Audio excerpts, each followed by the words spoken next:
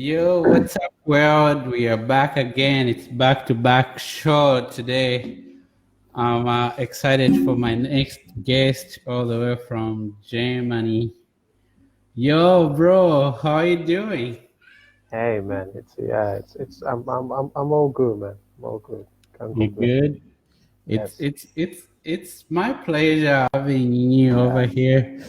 uh, How is it over there in Germany? Are you enjoying? it's cold, man. It's getting cold, so yeah. Yeah. Bro, bro, over here it's like 90 degrees You right see? now. Yeah, Yeah. man. Maybe I have to move to Texas, man. That would be great. That would be Yeah. great. Mandela, I've always been fascinated by your intellectual mind and your perspective of life. I met you 7 years ago in New York. Then we Yeah. sat and we had a lot of different conversations. And for me, I'm always intrigued by thinkers because it's almost like I want to see how they process the thoughts. I was like, wow, Yeah. this dude is different. This dude is different. I can say the same about you, man. Yeah. Absolutely. Yeah. Yeah. So Mandela, me, I know you. Can you just introduce a little bit yourself to my audience? Absolutely, man. Yeah. So yeah, as you said before, yeah, my name is Mantla Qwabe. Yeah. Born and raised in South Africa. Yeah. Mandela qwabe. Yes. What tribe is that? Yes. Kosa. Oh, Yeah. yeah, Xhosa. You Yeah. speak Xhosa? Yeah, man. Yeah. What's the difference between Xhosa and Zulu? It's not really a big difference to be honest. It's like American and British English basically. Oh, okay, okay. Not a big difference. Just different words here and there and there. We say certain things differently, and they might say something else differently, but it's more or less the same. Oh, awesome, So awesome. a Xhosa and a Zulu person can have a conversation and understand each other completely, basically.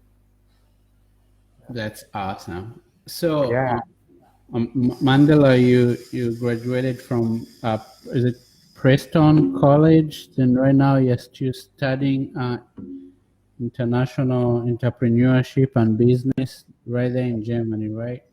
that's correct. Yes, Perfect. Okay, so we're gonna correct. take it back. Um, Yeah. Tell me a little bit how it was like for you growing up in South Africa. All right. So I want to try to give you a picture a little bit. So yeah, give you a Okay. little bit of a picture, right? So Yeah. my my mother met my father when she was 21. So that's like in the eastern part of South Africa at the time, Eastern Cape, and they had a traditional wedding and so forth, and you know, you know, you know how it is, back in the days, Back in the days. the Yes. man, he pays the bride price and whatever the case is, the cars and everything. They have the whole thing basically, yeah, right? Yeah. And and my father at the time, we were living in the they were living in the Eastern Cape. So my father was a soldier, and he got deployed in around Cape Town as a soldier. So they moved to Cape Town, and my brother then was born. My older brother was born in Cape Town. And then I came into the picture after him. Now, here's where it gets a little bit interesting. So Mm, 2 weeks after I was born, mm. my parents then split. Wow. Yeah. And my older brother was 2 years old at the time. So yeah. So you can imagine, you know, how it was for my mother, for example, to have a 2-year-old son and a 2 weeks-year-old, baby, barely, Wow. barely new into the world basically. So she had to figure things out on her own basically, and with family as well. So yeah, so yeah, and she did what she could, to make sure we were fed, you know, we yeah we were fed, we go to school and so forth, but But you know, when you're young, you're young. You know, I don't have a recollection or of everything she went through. You know, as a young, as a single mother on their own. You know, trying to figure things out, trying to figure life. You know, and trying to figure out how to make it. You know, and trying to raise it at the same time. You know, with other men in the house. You know, and, yeah. So Um, when did you? At what age did you realize that your father wasn't there? When did your conscious become aware? consciously, Something was different? I think I must have been seven, seven. I think seven. Yeah. Or was it hard to by then to understand the reality of your circumstance? Yeah. Absolutely, man. It's hard. It's hard because you know when you're 7 or 6, 7, whatever, you know, you can distinguish, right, a home with two parents because your friends have that, or some of your friends have that, Yes. and Yeah. you don't have that, right? So you can distinguish that difference, you know. And one of the most strongest memories I have of my father, right? I remember he came once, you know, it was winter, but he came in, you know, for a weekend or something like that. And then he had bought us, me and my brother, you know, jackets for winter or something like that. And he came, you know, and he stayed for like, wasn't that long, like 30 minutes, basically.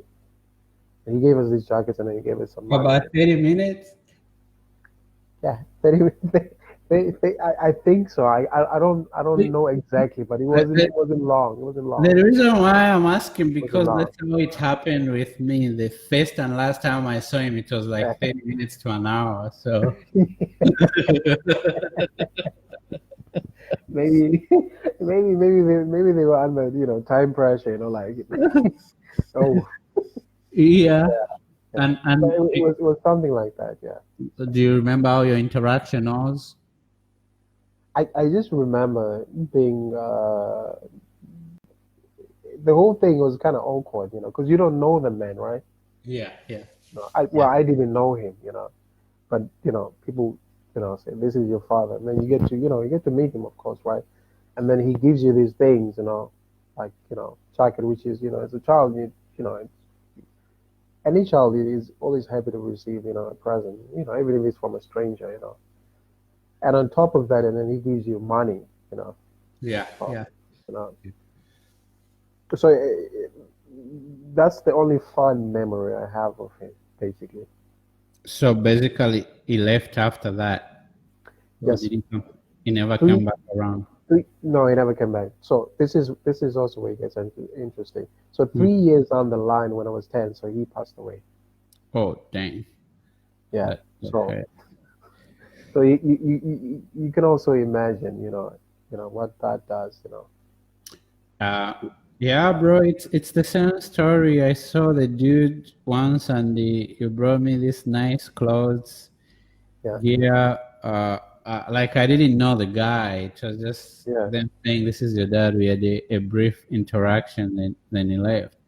yeah. But again, it's not like your mom. My mom didn't explain what the That situation was. You know what I mean? It's exactly, almost like exactly. Yeah, whenever I tried to bring up the conversation, it was like, don't even go there. Then now just growing up, looking at other kids growing up with their pops, like doing things, hanging out, or if you go to school, there's a function. yeah, These families they come, then you're like, well, what's going on? What happened? Then yeah.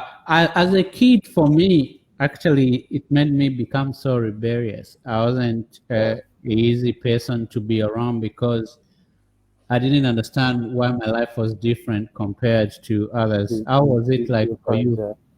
I think for me, it made me more reserved, it made me more come into my own shell, you know, rather than, you know, be more I don't know, out there to say, you know. And it also made me more skeptical of people in general, you know, and less trusting of people or strangers, whatever the case is, you know. Yeah. But I remember as a kid, I was always, very mostly reserved, and I was always an observer. Yeah. You've Like, always been an observer. yes, Yeah. yes. Like I can walk into a room within 10 minutes. I can tell you who's in. Sometimes even less than 5 minutes. I can tell you who's in charge. I can tell you who runs, calls the shots. I can tell you who's the weakest link. I can tell you who talks too much. All Wow, these sort of things, like that's yeah, amazing. That's yeah, amazing. So, your father left you. You and your siblings are literally being raised by your single mom. yes. What did you observe throughout that time? How hard did your mom work to raise you guys? Like sometimes people ask. I'm sure you've had this question too. Somebody asks you, "Who's your hero?" Right? Mm-hmm. Mm-hmm. And sometimes we name all these great people. Mandela or Malcolm X or Mm-hmm. Les Brown or whoever the case is, right? Mm-hmm.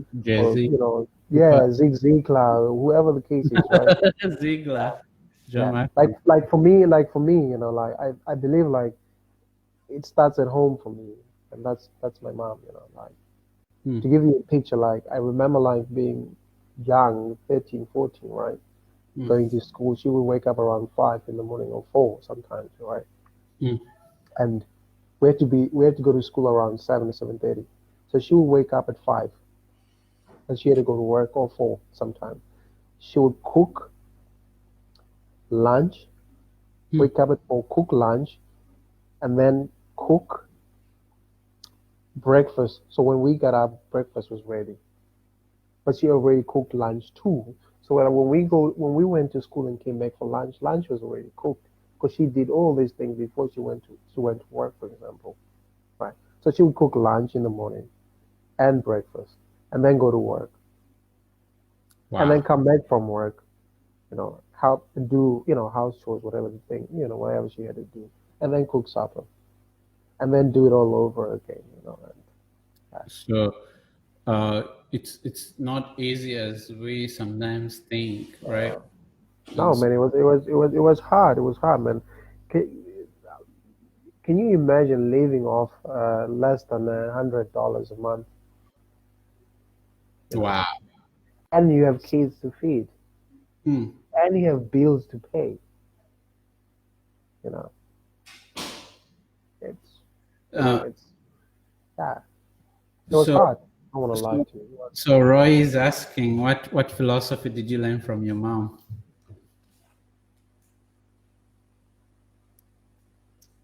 Don't complain. Don't explain. Get it done. That's what you learned from your mom. Yeah. And I'm just summarizing it up somehow. Yeah. But Hmm. don't complain. Don't explain. Get it done. Because she did all these things, right? I remember like you know yeah, she would get up at 4 in the morning, right? And she would cook, clean and prepare breakfast and lunch and then come back from, work and then prepare supper. And I remember once and I asked her like, Mom, how come you don't ask me how my day was in school? You know, basically I was complaining basically. And then she said to me, how come you don't ask me how my day was in work? Wow. And then she said, like, don't complain, don't explain, get it done. And you grew up with that. Yeah, yeah, basically, yeah, yeah, and it's also letting do. It's more like yeah, just deeds more than anything else. They speak louder than words. So Okay. So, the stories over there are similar, whereby literally where our fathers left, yeah, and man. and and and, and I can tell you that alone can give you an ammunition to be angry and resentful and take your life on another direction because you feel rejected and abandoned. But you didn't Really, do that. You kind of shifted your focus and you followed the path that was positive. Look at you now. There are other people who went through the same thing that we went through, and their path looks different. Yeah. And for me, what I came to realize is I can waste my entire life crying about what could have happened, what my father didn't Yeah. do, Yes. and try to actually waste my life and focusing on the wrong things. I came Yeah. to realize that I live this life for me, Yeah. and I've got Yeah. a great future ahead of me. I'm not gonna recreate the memories that I didn't have with my paps, but I can create good memories with my family now, with Yeah. my kid. So I think I want to understand how you navigated through that and turned it into positive. How was that Yeah. journey for you? Yeah. I mean, I think so some of the things you just mentioned, right? Like, feeling, resentment or lack of confidence in, in oneself, these Hmm. are things, I also felt, Hmm. and yeah, I just remember, I think must have been 16 or something, It was the first time feeling like shit, like, ooh, I don't think, I mattered that much, feeling worthless, so to say, and having these feelings of, you have no value, because he left, because I Mm. was measuring myself to somebody else's, standard, so to speak, like Yes. my Yeah. neighbor, he's dead, he has, his dad takes him to, school or to, I don't know, basketball practice or football practice, whatever the case was, and Right. here I am, you know, I have to figure out all these things myself, with just a mother who has to work, you know, and play the role of a father, which in also she's also limited in her role because she's not a father, There's certain things, there were certain things I couldn't talk, to her about, because I Yes. felt like, especially when you reach around 16, 17, Yeah, you can. you feel Yeah. like you want to have that, man talk, so to speak. Yeah. Yeah. So yeah, so I went through, feeling of resentment, even to a point where I felt suicidal, I felt like, you know, there's no, Actually, I'm so happy that you brought that in. I was a little bit suicidal as a kid because there's just a lot of things that didn't make sense yeah, yeah, in a way. Like you said, you kind of just feel rejected and yes, lonely, and you don't yes, understand why. Then you, uh, as still a kid, wasn't fully comprehended how life works. So yeah, when you look at your friends, they got everything they need. They've got that father figure they can go to, and always at school yeah, break time, they're always saying, "My father did this. My father bought me this." So yeah, I think that I can relate to that, the feeling of uh, feeling society, thinking your life has got no meaning. yeah, And the yeah, other part is in our culture, we don't talk about these things. It's almost like your mom will not just bring it up and talk about it. no, no, Your uncle will just not bring it up and talk about it. So you no, are left alone trying to figure out what happened. And I feel like yes, that's why we need to have this conversation because it's something that is normal. It's something that a lot of people experience a lot. yeah, I yeah, feel like we need to have an open dialogue. I've got my friend from South Africa, yeah, Tobe. uh-huh, She's she's asking that. Sorry, I missed the introduction. My question is, do you have kids? If you do, how did your past affect you as a dad? If you don't have kids, yeah, how do you think your past experience will affect you when it comes to having your own children? yeah. Well, we'll focus on the second part because I don't have kids yet, so Yes, yes. yeah. So I always I feel blessed in the sense that I've worked as a teacher, right? Hmm. So I know what it's like to have expectations for a child, but I don't have a child, so I also don't know how that's like when it's your own child, right? Mm-hmm. But I know how it's like to have, certain expectations, from a child, and what it means to support a child or two child, whatever the case is, right? Mm-hmm. So I think I can't say, what kind of father I will be, but I hope to, to raise my kids, and just in truth, in truth, truth for me is most relevant and important, and just with openness too, just so that your kids can, feel the sense, they're supported and they can voice their opinions as well, Mm-hmm. Mm-hmm. I like. because like you said, you're right, like growing up, I also feel the same what you said, at times I felt like I couldn't, I couldn't raise certain, subjects, to my mom or whoever, or my uncle per se too, Mm-hmm. or if you ask, too many questions and people tell you, like, that's not a conversation for a child,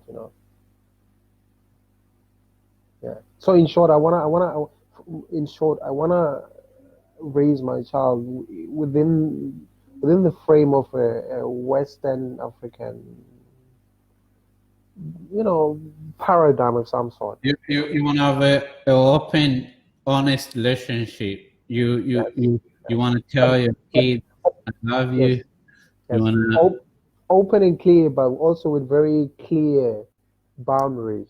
You know, boundaries. I'm your father. because There should be a level of and respect. Yeah. yes, responsibility, and responsibilities, and all these sort of things. Yeah. I There has to like. be very clear boundaries and responsibilities, but also clear communication as well, and just openness. To also learn from your kids. I can imagine I, that's I, also a big part. I like that. I like that. So, you grew up. You're like a teenager, and one Yeah. time, what happened next? Now.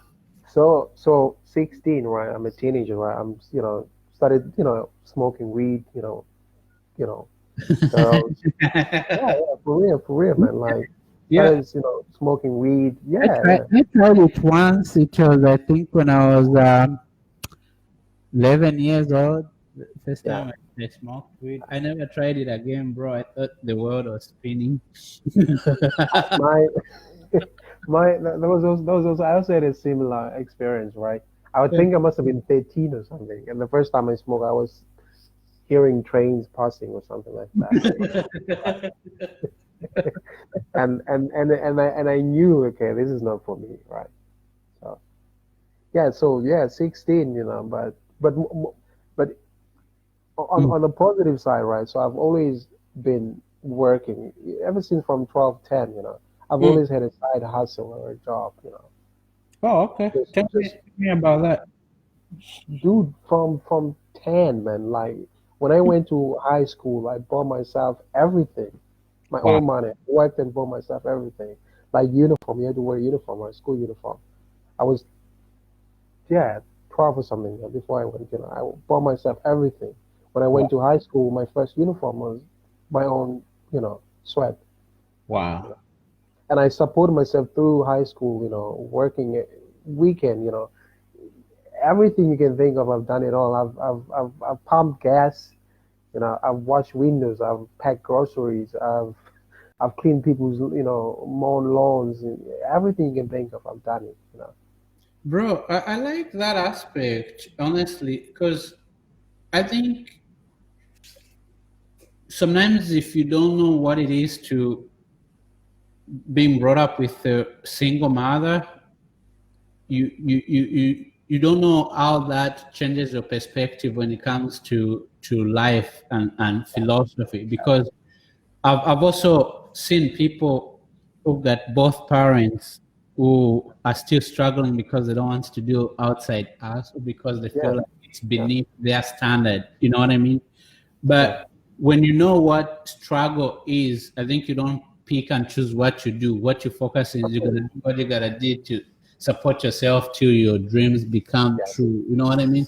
And I exactly, yeah, want to highlight that more because we are also talking to the younger generation. Yeah. There's a lot of people want things handed to them. If you Mm. get what I mean. Yeah.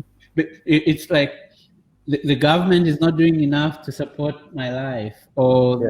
the Yeah. city I live in is not giving me opportunities to do this. But Yeah. you just clearly said from the time you were 12, whenever you got the opportunity to do anything, you're able to do it. I just wanted to Yeah. give me more of that because I want people to grasp the essence of what Yeah. that is. Yeah. I think there are certain values, right? You have to pick up, and or the parents are also responsible to instill some of these values, right? Mm-hmm. And sometimes parents also try, and just it doesn't go. It doesn't. They don't seem to go through. Or there's no. They don't translate in reality, right? Mm-hmm. But also for me, what I understood early on is I understood, my situation, right? I knew, I had a single mother, she was trying the best she could, Mm-hmm. and what for me it meant that I had to pull my socks up and do my part. So I understood that from very early on, and I also understood that most of my if I want to compete maybe with Elijah, who goes to school, I don't know, with the new Jordan, Air Force Ones, whatever, Mm-hmm. she can't afford that. If she can't afford that, it means I gotta hustle so I Mm-hmm. can afford that for myself. You Mm-hmm. know. So you started that at a young age. Okay. Can you now tell me a little bit about after you finished high school? So I went basically through high school, all through high school basically hustling, doing side things, right? Yeah, like I said, I've done it all, selling eggs, whatever. I've done it all. And then I finished high school. I was third of my class in high school. Yeah, Mm-hmm. 45, 45. No, it was more than 45. It was two different classes. So like 80 something. I was third in my class, my Wow. previous class. Yeah, yeah. Mm-hmm. And I I got I got a full scholarship, right, to study. Mm-hmm. So this is where it gets interesting. Now I got a full scholarship to study, right? Mm-hmm. So anyway, so I went to study, right? But because you being a child from the ghetto, not understanding what it means, to study in university, the challenges that comes, with being in a university. And I remember part of applying for this, college, for this college, thing, right? They ask you like, how much money do you think you're gonna need, right, for your lodging and lodging and food and all these sort of things. I Mm-hmm. gave them just an estimate. I didn't want to, because I thought if I gave them a low number, it increases my chances of Mm-hmm. getting, this, you know, this. It's not a loan as such, but you know what I mean. This, yeah, Mm-hmm. scholarship, yeah, this scholarship, right? Mm-hmm. So I gave them the lowest number I could think of, right? But anyway, so I got the scholarship. So I went to college, right? Mm-hmm. And dude, man, I was struggling so hard, man. I was struggling, man. Like Mm-hmm. struggling, like I was struggling, to eat, Mm-hmm. go to college, and come back and do everything that I had to do. Like it was hard. It was very hard. Like I remember, like I was living with a friend of mine, right? We had to, once we had to cook rice with oil basically and carrots. And like we ate that the whole week basically. Like, oh man, it was yeah, it was rough, man. It was Become rough. vegetarians and unwillingly. It was rough. It was rough, man. It was very rough. Wow. Yeah. Wow.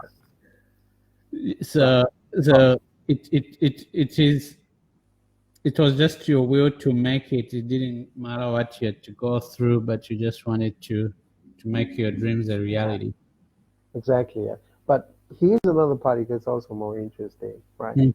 So my first year of college, I also failed, right? Mm-hmm. Yeah. So when I tell a lot of people these things, like like you fail, like yes, I failed. You failed? Yeah, I failed. I failed like two subjects, right? Mm. So What was which your major? What hmm? was your major? My major at the time was journalism, writing, basically. Oh, okay. Yeah, Which university was that? University of the Western Cape. Oh, Western Cape. And how many years was it? It was supposed to be 3 years. Yeah. Okay. Then This, what? this is where it gets interesting. I never finished. Okay. Yeah, Okay. because if you study with a scholarship, you fail. It means you lose the scholarship. Wow. Yeah. Yeah. So you dropped the age to stop. Yes. Yes. So can you imagine, like, you come from this, you know whatever, ghetto, whatever, township ghetto, Mm-hmm. and you want to get yourself out of that. Was the whole plan of going to college, get yourself out of it, right? And you go back there, and you Okay. go back with nothing to show for it. Wow, that was hard. So can you imagine, like, people laughing at you and Mm. and saying, look at Elijah, he's Yeah, back here, man. because when you are going to the college, everybody will be like, "Wow, man, you made it. We are proud of you.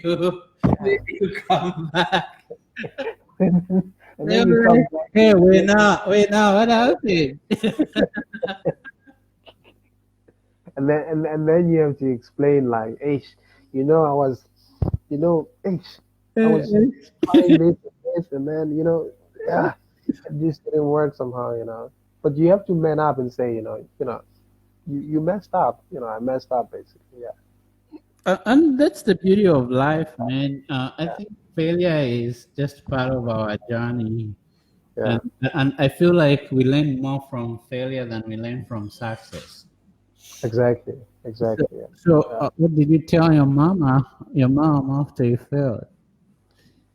Well, I mean, I told her, like, this is the situation, like, you know, Okay, I Roy, have, Roy hit you with a question. How old were you when you went to university? I was 18, Oh, okay. 18. I was fresh, So fresh. you are back at home. What's going through your mind? What's next? Oh, man, it was one of the darkest times of my life, man. Like, I was like thinking, like, shit, Mm, basically, where do you go from here? mm, What's next? You know, mm, I can't be like this dude working at the supermarket, for the mm. next 5 years, like, there's nothing wrong working at the supermarket to get you, your way up, Yeah. But for me, that was my thinking, like, I can't be like, this dude that lives in the corner that works in the supermarket, and he's happy doing that. Mhm. And that's fine. I mean, that's what somebody, wants. But that was my thinking. So I was trying to figure out, like, how can I move forward. Mm, And this is also like, I have an aunt, right? She's okay. I don't want to say she's well off, right? But she's okay. mm, She can afford, for example, to pay for somebody's scholarship for a year or two or mm, three. So I even approached her. I was like, this is my situation. Can you help me out? Not as a handout, but as a loan. And I'll pay you back. You know. mm, And she said, give me all your papers, your application and everything. you know, Maybe I might help, and send me everything, and then when you've been accepted, and then maybe I will help you. So I, mm, I, I did the whole process. mm. She got my, hope up and everything. I did everything she wanted to do, got everything she needed, papers and everything. And then the last moment, she pulled the plug on me, Wow. and she was like, "No, I think you should do something else." Like what? And that's what I said. What? This is what I want to do, and that's why I approached you in the first place. You know. Wow. And she was like, I don't think you should be doing this. And I Wow. said, what should I be doing then? Mm, She said, I don't know. That's your problem. wow. So So basically, I was, back to square one. Then I realized, maybe I'm looking at this the wrong way. I should be giving my time to someone else. So in the process of doing that, so I can figure out what is it that I want and how to get what I want. Hmm. So that's when I started then volunteering, What did you giving my, huh? what did you start to do after that? I started volunteering, like Yeah. helping, kids, with, winter and summer schools. And then I heard about Camp Hill, you could Yes. have, you know, that was my connection to Camp Hill. Let me Because let me before you go on further. So, because that was a huge step. Actually, that step, it's almost like it led you into your destiny to where you are right now. basically, yes, And yes, it did, you yeah. went into it with just the concept of helping, just being kind, and it gave birth to something bigger. But why? Why volunteering? Why helping kids? Why impacting lives? To be honest, man, I was so low, and I realized, like, Mm. maybe the best way is because I also realized, like, I'm not even sure who I am as a person, right? You know, and I thought the best way to figure that part out is to give my time to someone else. Mm. And in the process of doing that, some answers about who I am will be will come to light somehow. That was my thinking. But and I was right, and that led to then to other opportunities, and scholarship, moving to the U.S. and things like that, and So, studying, yeah. what was your frame of mindset the moment you started volunteering and having that interaction with those children or the people you're helping out? And how did your family react? That's from Roy when you entered into volunteering. Everybody laughed at me. Everybody. They laughed. Everybody except my mom was the only person who didn't laugh, but everyone else, friends, the family, extended family, they all laughed because you don't get money in the sense of a salary, so they all laughed. They said, wasting your time and things like that. Wow. And So and yeah, and you never felt discouraged? yeah, but I it's not like I had other better options. It's not like people are gonna laugh, but it's not like, okay, can you give me a job? No. So I was like, it is what it is. This is what I want to do. This is what I'm gonna do. So yeah. For me, I've always been a person where I always believed, like, you have to do things that come from your heart. You know, Wow. because Mhm. because at the end of the day, if I do what Elijah tells me to do, I'm gonna live with the consequences of those actions. Oh, that's deep. And then and then I'm gonna have to say, okay, I'm gonna have to look at this, whatever situation I'm in, I'm gonna say it's because of Elijah. But if the decision comes from me, there's no one else to blame other than me. You know. I like that. So I figured, I just do what my heart tells me to do, and yeah, then I'll live with the consequences of that. So, okay, you enter compare. They've got their own philosophy, their overview of life. Yeah, It's a little bit different, but the very different. It's not even a little bit. It's very different. okay, it's very different. So, Very different, man. can you tell It's like me it's how like mhm. it's like Elijah, right? It's like you go to church every Sunday, right? Mm. And then somebody tells you, okay, this Sunday, Elijah, I'm gonna take you to a Rasta church, whatever the case is, and they're smoking weed and blah blah blah blah blah blah. Right? To you, it's almost your whole world is going to be spin upside down, you know. Yeah, yeah, You know, yeah. even though there are maybe some things, you know, you might relate to some things, you know, Hmm. but it's a whole different world, you know. Wow. So, But tell me some of the culture shock you had to deal with or adjust through before you could fully know everything that was going on in Campbell.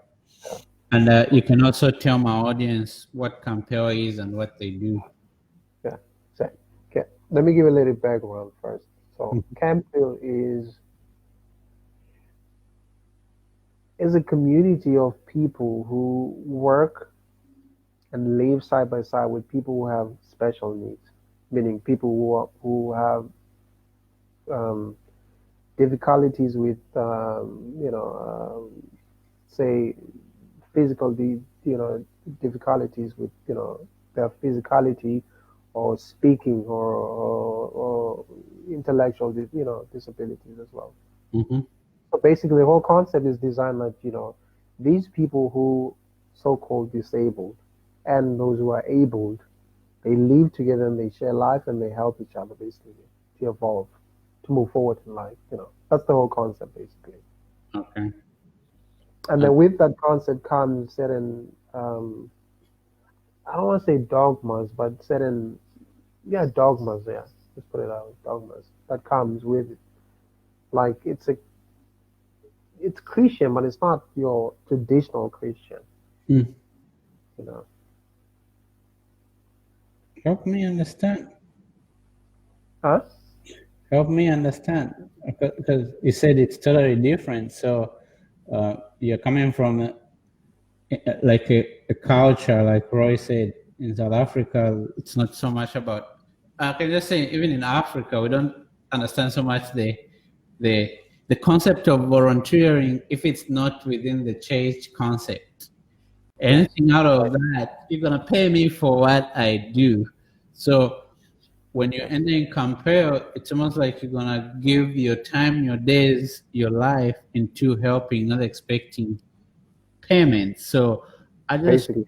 yeah, Yeah. I want you to tell me a little bit more about the challenges of having to adjust the mindset when it comes to that lifestyle. Yeah. Well, the first part, right, is adjusting to the expectations, what other people's expectations of you, right? Hmm. Especially if you come from the ghetto, right? So there's these expectations, right? That, you know, you have to go to college. You have to, you know, yeah. Or if you don't go to college, you have to get a job. You know, so you can, you know, help your family, get your family out of the gutter. You know, that's these are expectations that I expect. You know, there's that sometimes they are spoken, sometimes they are unspoken, right? But these are the ground. These are ground expectations. You know, for almost everybody who comes from the ghetto. So it was the same for me, right? And then you tell everybody, okay, you know, after not, you know, managing to graduate from college, right, and losing a scholarship, and then you come back and then you tell them, okay, this is what you want to do. I want to go and live somewhere else. I'm not gonna get paid a salary, you know, so you're not gonna be making money to say, you know. But this is what I want to do. Everybody looks at you like you're crazy, like you know, he's crazy, you know. What is he doing? It doesn't make no sense. Like, you know, Hmm. how can you work? I don't know, you know, 5, 6 hours, you know, 5 hours or 5, 6 days a week, and you don't get paid. It makes no sense. Hmm. To a lot of people, it didn't make any sense. You know? But you know, to me, it made sense because you know, I felt like at the time, you know, I needed to be somewhere outside of my own comfort zone, so to speak, so I can ask myself some of the important questions I needed to ask myself. One one of those questions was, you know, who am I? What do I want out of life? Hmm. Those were the two main questions. Hmm. So you then you come into them this culture which is different from from everything I've known. You know, yeah, it's Eurocentric with a Christian twist in it too, right? You know, so yeah, even that was also something to adjust to. But you know, Uh, you yeah, if you want something, you persevere and do what you gotta do. what I like about that statement that you said, I needed to know who I am. I think the sad reality is most of us don't even ask ourselves that question. Oh, Normally, when you live in the society that sets up standards for you, you feel like you have to do what everybody else is doing. And in that essence, we forget to really ask ourselves who we are and what we are supposed to do. And because we are trained to go to college so that we can find a job. So basically what I've realized is your job is not always your purpose because your job can be used as a necessity. yeah, yeah. Because of those conditions, we live to work instead of Preach, living preach, preach, to Elijah, pay. preach, preach, brother, preach. And Talk you to me. know, bro, the greatest regret in life is knowing that you lived 50 years and you didn't even liked what you were doing, but it was only a necessity to your life. Talk to me. Talk to me, Elijah. Talk to me. You can make all the money that you ever wanted, but if it doesn't bring a certain fulfillment, man, you ain't living. It's not worth it, bro. It's not No, worth it. not worth it. Uh, But again, do you know? Let's go deeper a little bit in the history of Africa, starting from colonization and apartheid. yeah, See, when you oppress people so much for generations and you grab dignity from them, you try to destroy their self-worth and confidence, you tell them that the only worth will be found in the status quo, then that yeah, messes a lot of people up. You know, yeah, so when you decided to go into compel to volunteer, you ain't gonna be nobody prominent in the society because you're not gonna be having a white collar job or driving the car, the BMW. So you are literally written off, you were done. But basically, yeah, what's so funny?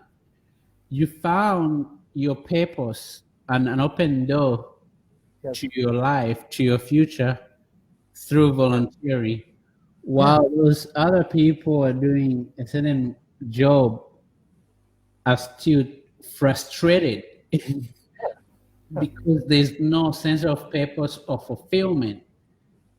They struggle to wake up to go do whatever they're doing to face the world because they have not asked themselves the question, who am I and what am I here?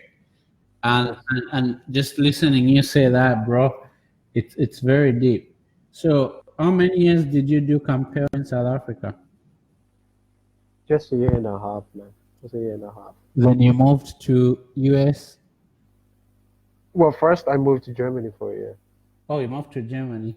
Yes. So uh so now you do 1.5, then all of a sudden is Mandela is going to Germany. How was the reaction from the homeboys? And From everybody's like, oh shit. Oh man. Oh, oh man. There's these new Nikes coming out. really? Can you get me those? Can you give me sneakers? Can I Yeah, be yeah, sneakers? yeah.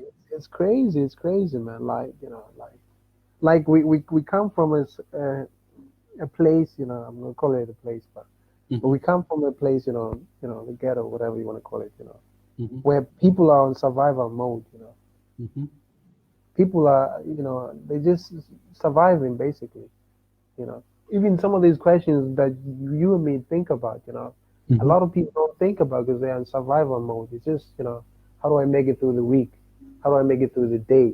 How do I make it through the month? How do I make it through the, a year? So if you are living, on survival mode, you have no time to think about ask yourself very important questions.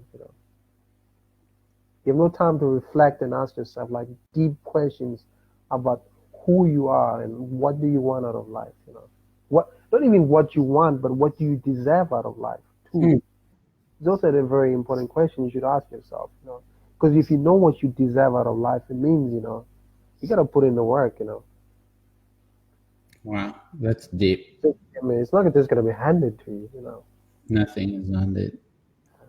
Nothing. So yeah, man, the homeboys, they all said, yeah, they all, when I went, they said I was crazy. And then as soon as I left, and everybody started writing, like, yeah, send me some money. Yeah, it's crazy, man, it's crazy.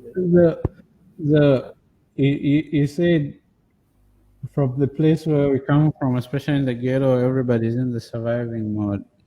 Do you think is that something that is like inspired by the society, or it comes to a subjective view of personal life? I think part of it, right? We inherited part of it, inherited from apartheid, the systematic, Racism. change that we have inherited, from the past, part of it. But also part of it is also we also continue to do things that don't allow us to move forward in a positive way, or further away from where we started. Like for example, I'll give you a perfect example. Like most guys I grew up with, right? 10 less than 10 years ago, they're still doing the same thing they were doing 10 years ago. Wow.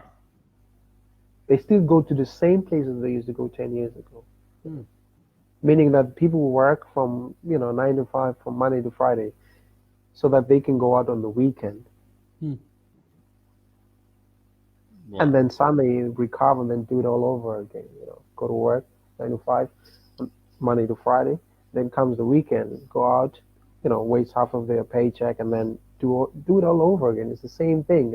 And then people then have the audacity then to blame someone else, for example, like the government, like you said, the system. Of course, we acknowledge all these things exist. The system, yes, it's not favorable in most cases to if your skin is dark or black, it's not, you know. But what are you doing about that? That's the question that you have to ask yourself. What are you doing so you can elevate yourself and elevate your family and elevate your friends and your family and elevate the next generation? I like that. Because me complaining and telling you that like, yo man, the system, because of my skin color, Mm-hmm. it doesn't do me a favor, it doesn't do anybody a favor. So it becomes a personal matter whereby you're gonna choose to live instead of being in a survival mode. Yes. Nobody's coming to shake your life up. It's gotta start with you. You have to want that for yourself, man. So in Germany, was there anything like culture shock, or what are some of the things? Yeah, of course, man. I mean, like I'm like I'm very how do I put it? Open-minded? Yes, very very. I'm very open minded, Mm-hmm. but I'm black, you know, like in a way. Even though I'm open minded, I think I'm very black, like What do you mean? I mean, like in the way that I think. Mm-hmm. Sometimes it's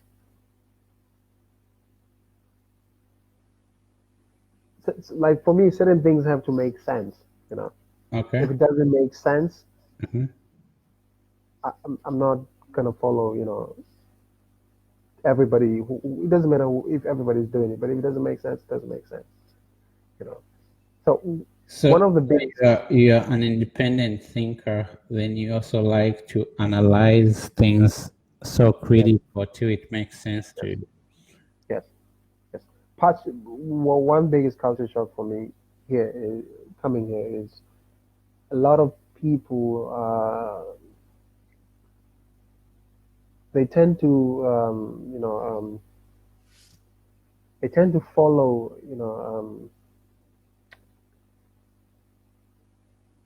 I'm trying to find the right words to put this right. They tend to live up to what other people's expectations of them first and foremost, whether it be your family, your friends, or society. Like a lot of people here, like you go to school, you finish high school, maybe you do a social year, they call it social year Mm-hmm. Mm-hmm. or a gap year, and then Mm-hmm. you go to college. Mm-hmm. And then from college, and then you have to figure out what is it that you want, and you study that, and marry your, I don't know, your high school or kindergarten sweetheart, Mm-hmm. you know, whom your parents have known all their life, whatever the case is. And then get a job, and then make a family, and then go once a year on vacation. That's how they do. It's almost Yeah, like basically. it's Yeah, planned. It's like so you there are like certain expectations that you have to yeah, fulfill yeah. in the family dynamic, personal life, and society. Okay. So that kind of thinking for me was one of the most biggest culture shock for me, at least.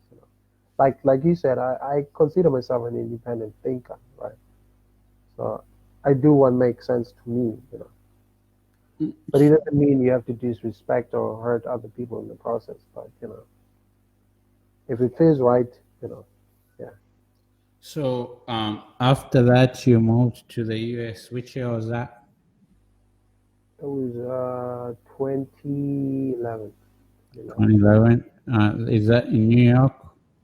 Yes, upstate New York. Yeah, And how was that transitioning? it was cold, man. It was cold. The first thing I thought was cold. It was very cold. Like upstate New York is cold. Seriously, yeah, it's cold. Yeah, The winters are also long in New York, right? yeah, they're Are long. very very long. So yeah, that was one of the things. Yeah, I one of the things I didn't like so much. Yeah. But yeah, also living in the country, like I also yeah, that was also an experience. Yeah. So the next one. So, uh, through you volunteering, then you decided to work on a degree. What degree were you working on? Education, basically. Education. Yes. So when you went to Philadelphia, was it the same one, Preston? Yeah, yeah, yeah. I was working on that, and then I was also teaching at the same time, working on that and teaching at the same time. Yeah, Okay. Then after you finished, then you moved back to Germany. yeah, yeah. So But we're skipping some parts. But you in know. between, I also met a girl in between, so that's also probably. Okay. But Yeah. we missed those parts, but it doesn't matter. Did you guys meet in New York with Lena? Yeah, we made upstate New York. Okay, can you tell me a little bit? Yeah. Her She lady she is married. I'm sorry to break it.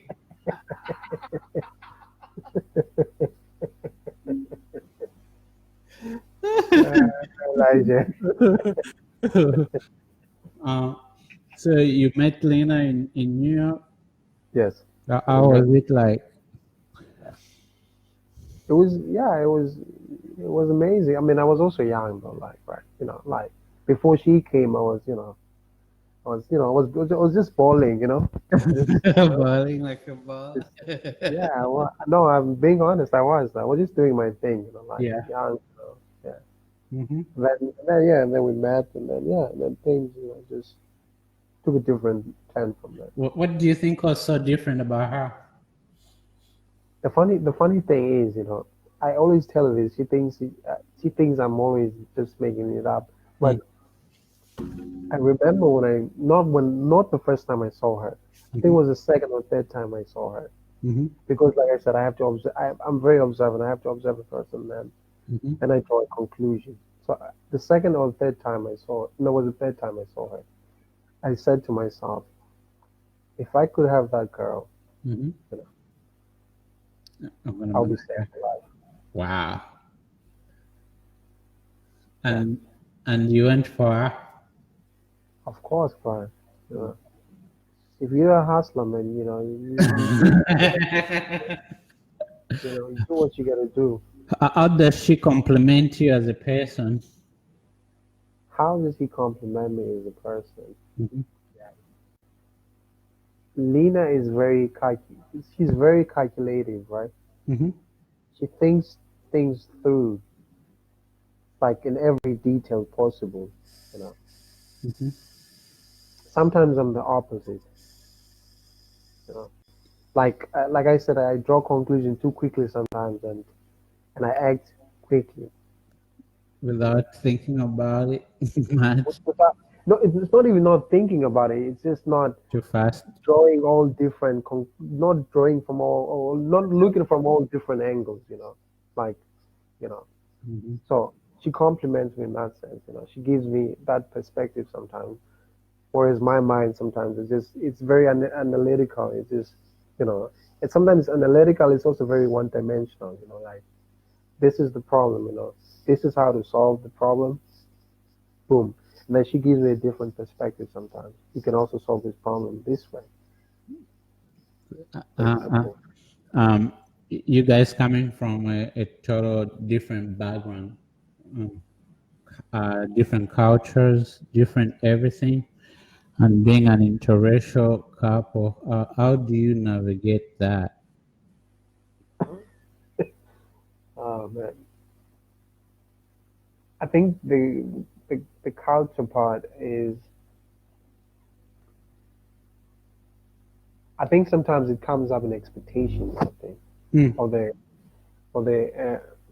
um, the difference of opinion. Sometimes they come up in expectations. You know, but I think tradition, our in the African context, our expectations are different from Western society in most cases. Of course mhm. there are things that you know are more or less the same, whatever. And sometimes, yeah, we have different opinions when it comes, to some things. But I think in every relationship or every union, that's also something you know that's normal, so to speak. Mhm. And also for me, it comes back to this complementary, Mm. you know, part, in a relationship. So, you got married, and when how did you decide to go settle in Germany, to go back from here? Well, I mean, to be honest, I never really, I thought I would live in Germany. To be honest, I never really. It's not like I planned, like I was gonna, live in Germany or whatever. To be honest, I never really planned it that way. Like at the time, I was teaching, right, and and I knew, like, I was just working too much, and there was no rhythm in my life, somewhat. And I also felt like it was also the time when Trump was, you know, he had just been elected too, right? Mm-hmm. So I was also looking at the political Yeah. climate in the U.S., and Yeah. and we were also during that time frame we were also having this conversation, who should move, and Mm-hmm. I felt like I had already finished studying, and I already, I was already graduating A class 12th graders at the time, so it also just everything just fell in line basically, That's and it also that made sense, to get married and then move because it's just easier also that way. So yeah, so you've been living in Germany now for how many years? 3 years now, 3 years. And what are you studying? Right now, yeah, man, business. It's all about the business world right now. And like, that's the next chapter for me, to be honest. Like, the goal is within the next 5 years is to set up a lucrative businesses actually. I like within the next within the next 3 5 years, basically. I like that, bro. That's the best way to go. I'm a big So advocate of entrepreneurship for business. I know, bro. I know, and like I may not say much sometimes, but I'm watching you guys. I watch you guys, and I learn from you guys too. I may not say much seriously, but I see you making moves, and and Uh, uh, and I see when you make your book recommendations, and I take notes, and I write, and I That's good. when I read no, I'm serious. I think every book you've recommended on on entrepreneurship or business, I have it on my shelf, or I've already read it, or I have it on my Wow, shelf. that's amazing, bro. That's amazing, bro. Um, there's something that you also talked about. We talked about a little bit off the Yeah, record. It's about your view on religion, organized religion. Let's go. are you sure you want to go there? Yeah, let's go there a little bit because I want to turn all the tables. I don't want to leave anything unturned or untouched.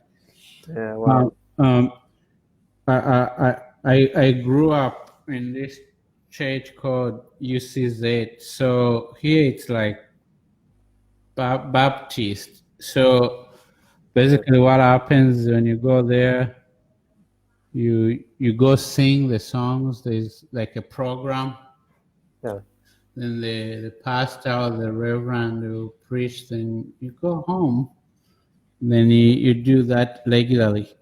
Then sometimes I would go to Catholic because I've always been a curious kid. I was like, okay, this is how they teach God. Let me go to Catholic. Then over there we have the priest.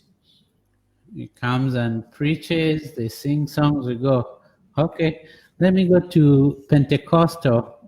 Then over there you get people speaking in tongues and praying and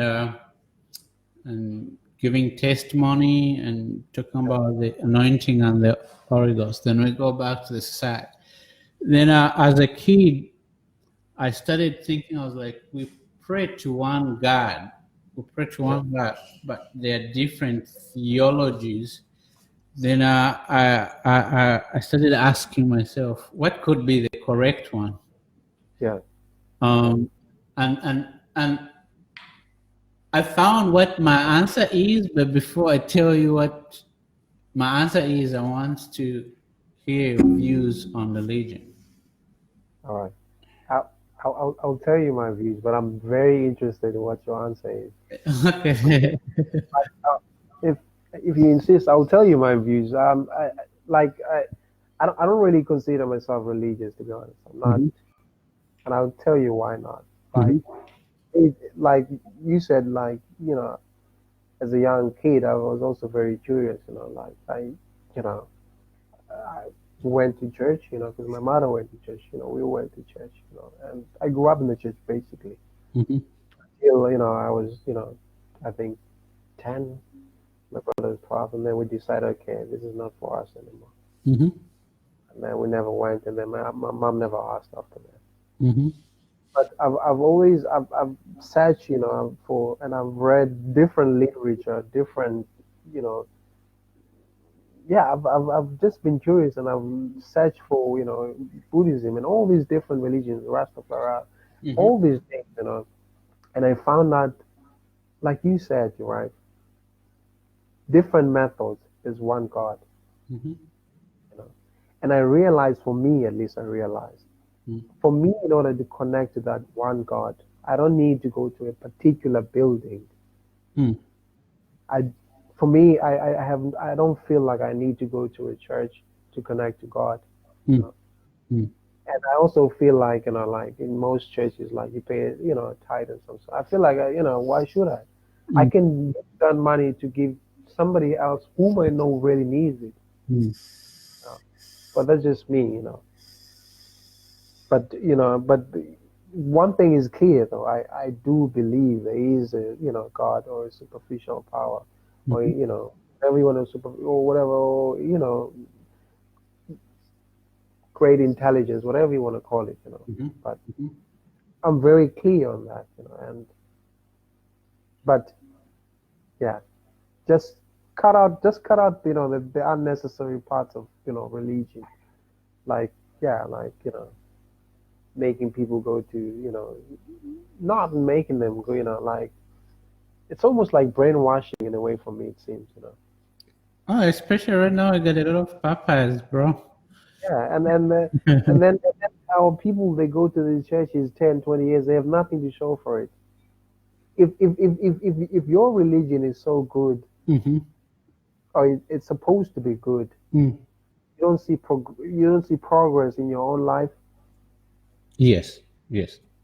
then I have a problem with that. Mm. Mm.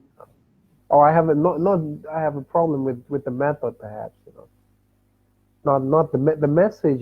I don't have a problem with the message. The message, it's clear, and I agree with it 100%. Just the method. I don't agree with the method sometimes. I agree with everything you say. So for me, what I want I to hear. I want to hear your conclusion, man. so me, this is my conclusion. I Yeah. come to conclude that there is a God, there is Jesus, and there is the Holy Spirit. Yeah. But what different people do when it comes to formation of theologies, they pick, Yeah. they pick Yeah. something that fits the agenda, then they form their religion and their culture. So you find that, for instance, if you take Jehovah's Witness, they call God as a Jehovah. Yeah. I don't know if they believe in Trinity. When they hear of Pentecostals, it's more of connection with the Holy Spirit and Yeah. spiritual gift. When you hear of the evangelicals or the Baptists, it's more Yeah. of the book of the Old Testament and the law of Moses. Yeah. But for me, Jesus is my religion. What do I mean by that? Hmm? If you read the Bible, you go back to the interaction of Christians between the Pharisees, the Jews, and the Gentiles. There have Hmm. always been the conflict of interest on Yeah. how God is presented, because there's a new covenant and the old covenant.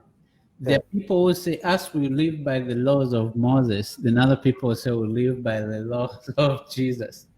Yeah. They say you are not accepted by God, as we are the accepted. So there's Yeah. always been that conflict from back in the days. These issues Yeah. that we have is not today's issue. No, no, They've yeah. always been over there. And this is what makes it more interesting. Yeah. When you use God, a lot of people won't disagree with you because they consider it to be a blasphemy against God. So what people do is they'll use God as a way to promote their agendas. Yes. Now we live in a generation where most people are not independent thinkers. What do I Yeah. mean by that? They don't want to question what has been established. They have to just follow. So here Follow. comes Elijah, says, I'm going to be a pastor. And this is what the Bible says. The rule says, you have to honor me. You have to take care of me. You have to respect me. You have to do this, this. This is Yeah. what the Bible says. If you're not an independent thinker, you're not going to question it because you don't research for your facts on your own. You're just going to True. go with what I'm telling you. And that will make you believe my theology. Somebody else Mm. will say, okay, I'm a prophet. I'm going to speak to you. I'll do this. You Yeah. follow me. So at the end of the day, the biggest disadvantage to religion is ignorance. Mm. If you want True. to seek the truth, seek the truth, ask the questions, then you find the answers. If Yeah. you let people interpret God for you, you're going to look at God in their lenses. What about True. if they believed was a lie? What about True. Yeah. if they believed was a, something they came up with the concept to fit their personal agenda, and you are there just believing. So yeah, I believe that there is a God. I believe there is Jesus. I believe there is a Holy Spirit. But what is more important is for me to have my personal relationship with Him directly, without anybody telling me that this is the right way, this is the wrong way. I'm gonna find the right way in the Bible on my own. yeah, And the simplest gospel is how you live with each other outside of the church. yes, Even exactly. if you read about how Jesus lived his life, for instance, having an encounter with the lady who was caught doing prostitution, these Yeah. guys were about to stone her to death. All the- Yes, yeah, yes. Then he said, if any of you have never committed a sin, go ahead and stone this girl. Then yeah, everybody just dropped yeah, the thing. So there's two different things. There's a relationship and there's religion. If yeah, you describe, if your goal is to go with your relationship, you're not going to live by the bounds of the religion. yeah, The bounds of the religion are the standards and rules that are set for you to follow Christ. But if you go with a relationship, you're gonna live under love. You're just gonna love on people, treat people right, pray yeah. to your God, and live without these bounds that religious people try to set. So for me, that's my view on religion. And No, guess what? And guess what?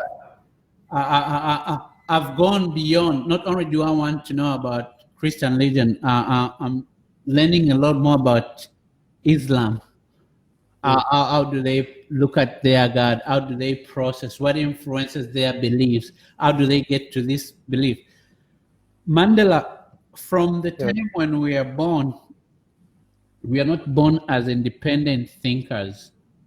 no, We we're are not. taught how to think. Yes, Sadly, certain people never we, get away from that aspect of life. They grow up thinking the way they were taught to think. So yes, you live because we, the beliefs that raised you up and you die in the same beliefs.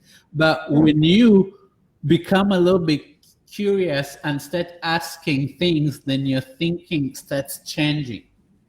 This yeah, goes to religion, politics, and life overall. every, And, every, and, and that's why these things are important. I've got my Bible, I've got all different books because I want to expand my overview on how I look at the world in general. yeah. Man, you couldn't have said it any better, man. Yeah, like that's the reality. From the day we are born, we are conditioned till we die, basically.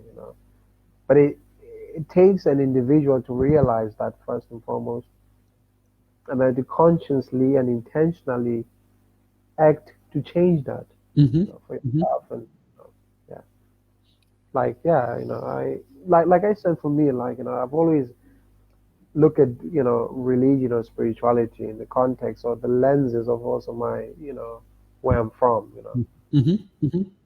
Means in this case my clan, my people, the Hmm. Xhosa nation. Hmm. Like even in that context, God is a big picture. When you talk of ancestors, he's speaking of the spirit. It's the same thing. So for me, it's not any different. It's just that the means of worship back then to now they've changed. Of course, the times have changed too. But the method and the belief is still the same. So, and for me, it's why should I then change my belief? You know, But let me ask you this question: how does our culture influence religion, and how does religion influence our culture? yeah. I think like I'm not like I said, I'm not a religious person, so I wouldn't know, you know, how culture influences religion. But I know that, um, how religion influences culture sometimes, Hmm. in the way that there's certain things that, you know, traditionally we used to do, and because of religion, our religion came, some of those things, our people don't do them anymore, you know. That's, So what about, okay, I'm gonna bring it back home in yeah. South Africa, because in South Africa there's a lot of papas.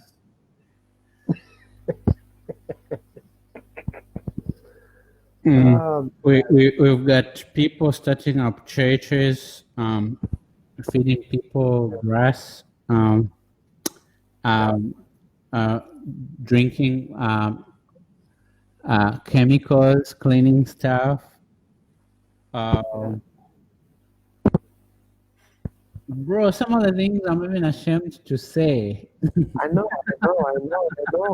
man. I know. It's yeah, it's Uh, crazy, uh, crazy. Yeah.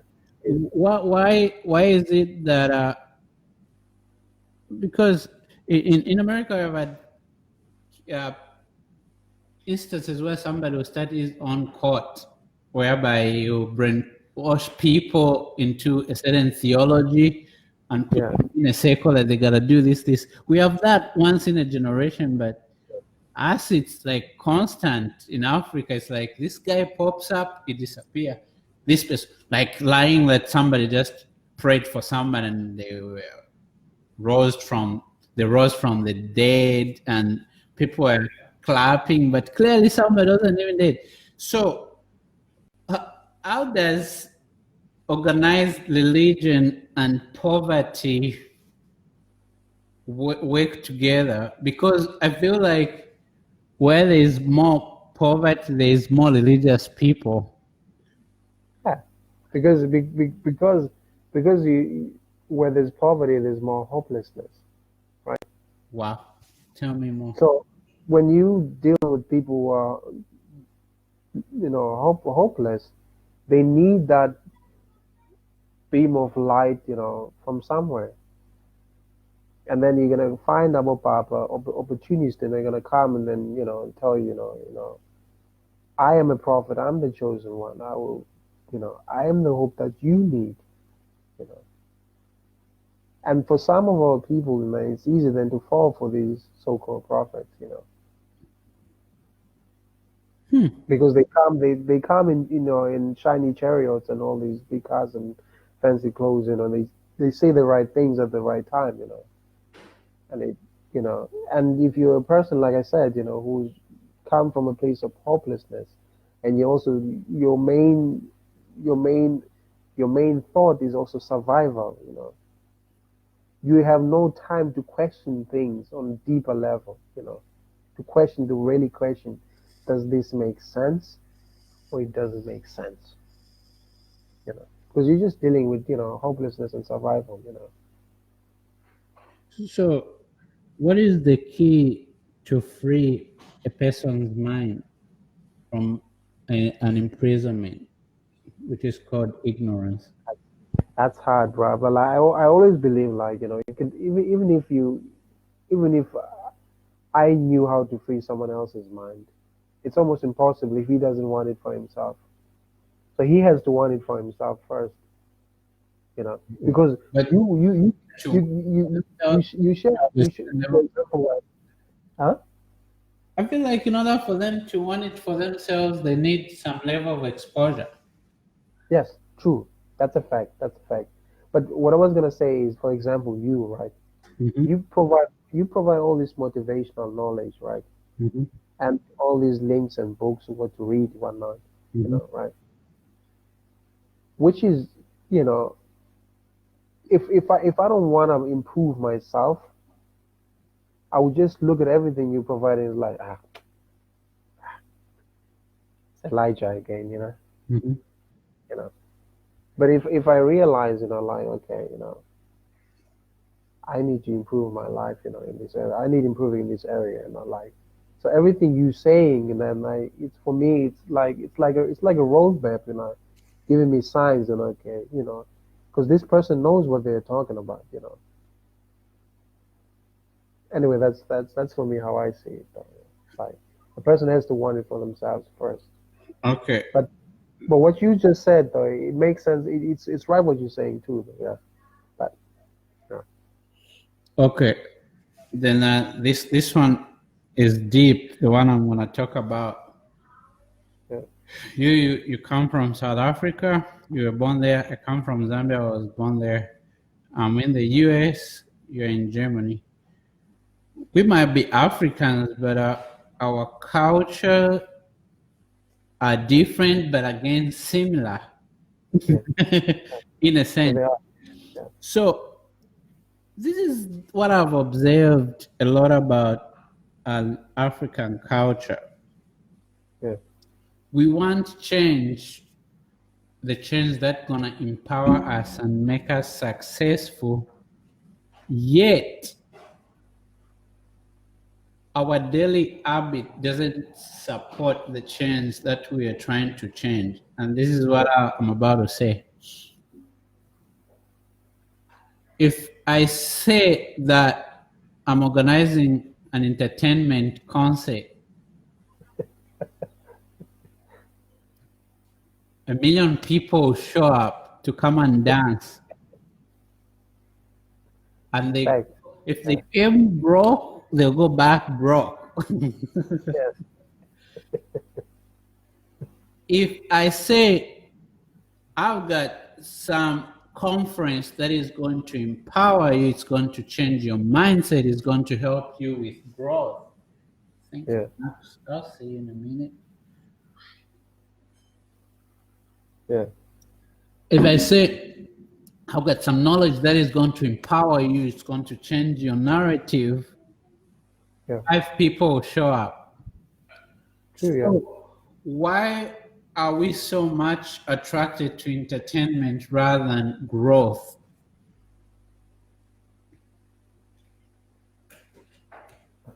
That's a very good question, man. That's a very, very good question. That's also a hard question to answer.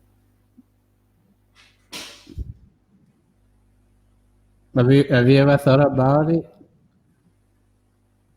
Not in that way though. Because this is what I've observed. For instance, if I want to have about 100,000 Very followers question. in a month on my social media, I can start entertaining people. Yeah. I can be posting gossip. I can be posting funny stuff. Everybody will love it and share it. Then everybody will follow me. Yeah. Yet, nobody's changing. Their lifestyle is the same. Mm. If I'm posting something positive, inspiring, life-changing, very few people will be attracted to that. But only those people who are serious is actually who end up having a different life. So for the longest time, I've been trying to decipher the source of this problem. Like, why are we so?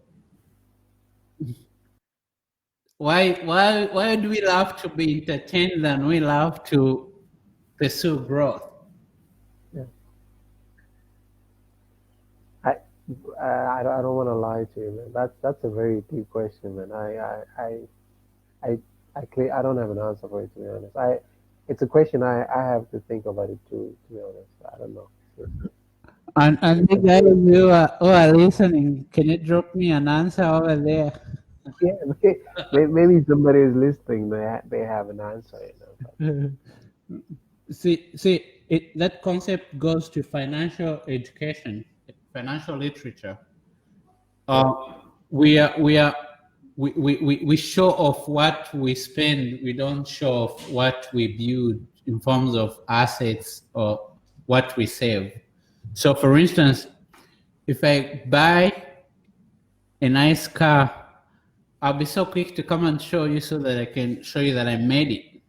Right? Yeah, get all the likes. When we take the ability, when we spend the money we want to show, but when we're building assets and investments, we don't show that much. So basically, I don't know if it's the culture, I don't know if it's lack of education or lack of exposure, but I feel like those are some of the questions we need to answer. I think it's all of the above. They're all about. It's It's all of the above, man. Lack of knowledge, lack of education, the culture, ignorance. so. It's all of it. I What is think the solution though? education, man. Just educate yourself. Education, man. Seriously, like What kind of education? mental first and foremost. Because Like for me, because bro, like. Hmm? a lot of people are educated, but who are not smart when it comes to life overview. Hmm. I Can you repeat that? There's a lot of people who are.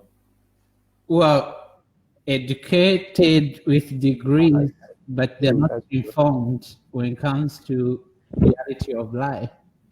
And people who are, educated fools, as we call them. They're educated, but their thinking is still, you know, Yeah. So, what kind of education can we give to people in order to for us to help them unlock that mindset? What kind of you know, education is the you correct? know, you know, you know, I'm sure, like Elijah, right? I'm sure you've had this encounter, right?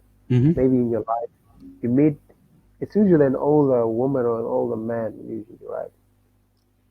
They're not educated in a traditional sense, but they're very wise, Mm-hmm. Mm-hmm. right? Mm-hmm.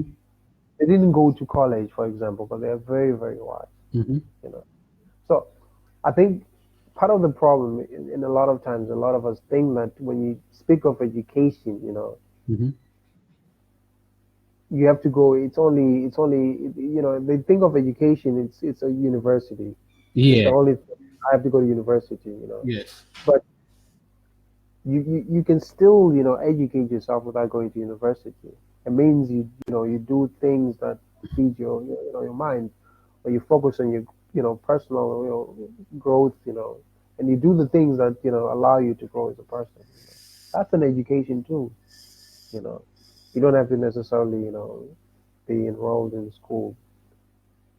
Of So course, I mean, the biggest education is extracted from life experience. yes, it's outside the classroom. Yes, It's outside the classroom. I like yes, that. Um, yes. uh, so Mandela, you've been raised by a single mom. You having failed university.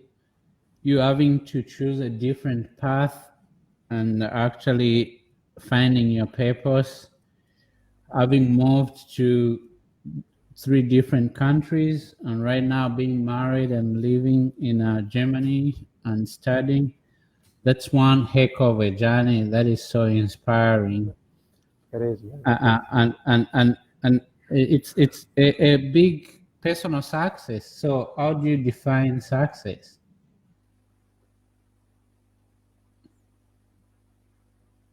Success for me is doing things that allow you to progress in life. Hmm. Success to me. Preach, brother. Anything that allows you to progress. Yes. And sometimes we a lot of people get caught up in an only monetary or financial aspect of success, as because it's tangible in a sense, right? Mm-hmm. We always get caught up in that part. It's an important part too, Mm-hmm.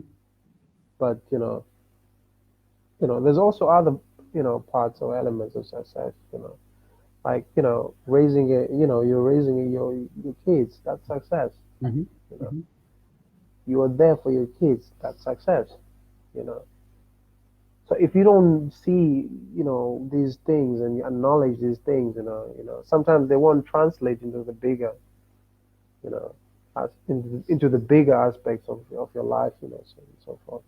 Like for me, that's what I mean when I mean progress. Hmm. It's progress in everyday life. Doing the things that that you need to do. To get you that next step. Whether it be in your relationship, whether it be your health, health goals, education, family, spirituality, religion, whatever the case is, that's success to me. And then hopefully then that also translates then, in tangible assets in the end. Hmm. Because more than anything, that's from that for me, that's one of my biggest goals, it's financial freedom, Yep, me too. not just myself, for my kids, my family, my friends, my community, and generations to come. Hmm. I like. I said a lot, but anyway, it's progress, brother. That's success to me. Progress, Um, tangible progress in the direction of your purpose. if your dad was alive today and you had to have a conversation, how would it go like? I would slap him in the face. That was the first thing I would do. God damn it! God damn it! What kind of man leaves a woman in a 2 weeks old man with a baby? God damn! What's wrong with you, man? have That you was the first. have you forgiven him? I have, brother. Uh, It's mhm. it took me a while to get to that place and say I have forgiven him. Man. Why was Huh? you forgiving important to you? To free myself from from his failures, because sometimes we internalize these things, somebody's failure, not doing their part, you internalize and think it's because of me, you know, but no, it's not, he messed up, he didn't play his part, it has nothing to do with me, of course, I mean, I'm, sad, when I sometimes think about it, but I realize, it also, if I if I were to continue Mm. to have all of those angry resentment feelings, it doesn't do me any good, So I realize, I like yeah, I have to let him go, man. I like that. What would you tell to a lot of people who have got a story like yours or mine, who their father left and they had to learn how to be a man, basically to figure out certain things in life on their own? What would you tell them? What advice would you do? Because I mean, right now there are kids who are going through that, especially a lot of Yeah, them right now. a lot, yeah, that's true. There's a lot. What I would tell them is, just yeah, figure out what is it you want and do everything you can to make that possible. It's not gonna be easy. It's not because it never is, right? Like, Bro, what about people be 35 and they'll still be like, yo, man, my dad left me. I never forgive him. or you get people still blaming, a man who's 35 still blaming their dad. You know, that's why I do the things I do because my daddy wasn't there for me. Yeah. Like, yeah, we get that he wasn't there, but it doesn't mean you have to be like him. No, Yeah, it did what it did. We yeah, probably some of the things we never understand it, but your life is your life, man. You gotta move on. You know what I mean? you make your own You choices. make your own choices. Moving. You make your bed, you're gonna lay in it. So, you literally have done a lot. You said you to survive, paying for your uniforms, volunteering, getting married, going to school, and all that. Um, Give me 3 lessons you learned through your journey that can inspire somebody out there. 3 lessons.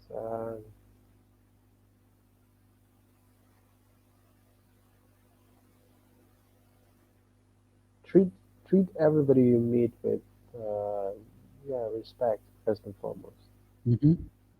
regardless who they are, with how big, how small, how tall, how what shade, in the color spectrum they are. Just treat everybody with respect, because you know you never know who's gonna be, who's gonna give you a hand when you need it the most. Mm, You know? So you should also do the same to someone else. Give a hand where you can. mm, So that's the first part. Second part, yeah, believe in yourself, because there's gonna be times when no one else will. mm, There's gonna be a lot of times actually when a lot of people, they're not gonna believe in you as much as you do. So, mm, and the only thing you have is to believe in yourself. Sometimes. mm, Third part, pray. mm, Don't forget to pray, brother. mm. Yeah, That's powerful. So, amen. the last question: what do you want to be remembered for?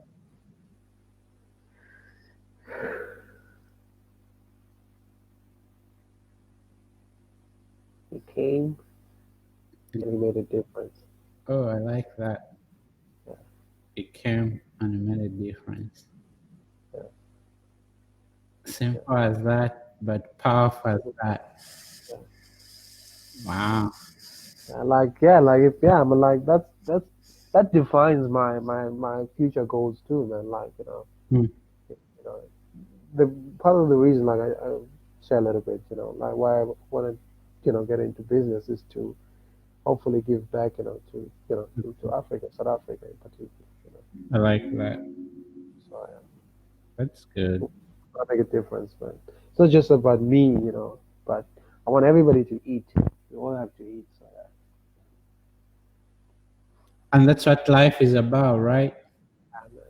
Absolutely, absolutely, We, brother. we are not born to live on our own. I think every, every creation has a purpose. So Ab- every person's existence is for a reason. And I feel like every person's purpose is to impact humanity in any way. I don't know which way, but any different ways.